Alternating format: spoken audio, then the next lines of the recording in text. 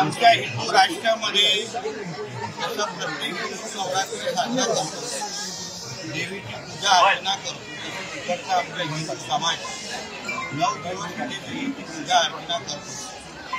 पण इथे आजूबाजूला काही जिहादी मानसिकतेचे हिरवे साप वळवत आहेत आणि त्यांना वाटतंय की हा त्यांचा अफगाणचा पाकिस्तान आहे आणि इथे येऊन आमची नवरात्री 9 दिवस साजरा पण कधी कधी ते करायला देत नाही। 2-2 दिवस कधी कधी ह्या लोकांना त्यांच्यामुळे बंद ठेवायला लागतं।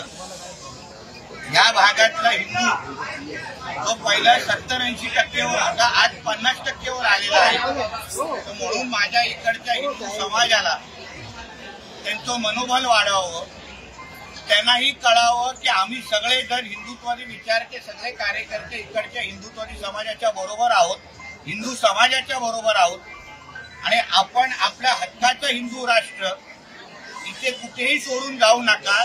सोडायचं असेल तर या हिरव्या सापांना त्यांच्या पाकिस्तानमध्ये जाऊन दे, तुम्ही इथून जायचं नाही। यापुढे पोलीस प्रशासनाला पण सांगेन, जसं त्यांच्या ईदच्या मिरवणुकीमध्ये माझ्या इकडचा हिंदू समाज कुठलीही व्यक्त आणत नाही, कुठलीही अडीअडचण आणत नाही, तसं माझ्या 9 दिवसच्या इथे नवरात्रीमध्ये या पुढच्या काही दिवसामध्ये कोणीही अडचण आणली तर या पुढची महाआरती त्यांच्या मस्जिदीच्या समोर होईल, एवढं मी शब्द देऊन इकडल्या पोलिसांना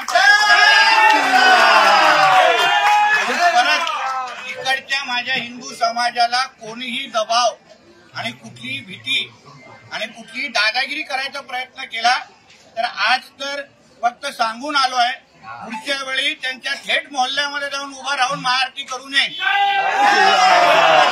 जास्त वळवळ करायचं नाही, जेवढं आहे तेवढ्या लायकीमध्ये राहावा, एवढं संदेश देण्यासाठी आलेलो आहे।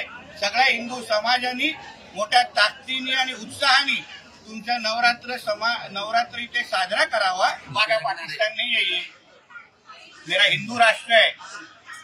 डॉक्टर बाबा साहेब अम्बेडकर जी के संविधान के अनुसार मैं कहीं भी जा सकता हूँ, मैं कहीं भी महाआरती कर सकता हूँ और अगली बार मेरे इधर के हिंदू समाज को नवरात्रि करने से किसने भी यहाँ रोका तो अगली महाआरती उनके मस्जिद के सामने करके जाऊंगा।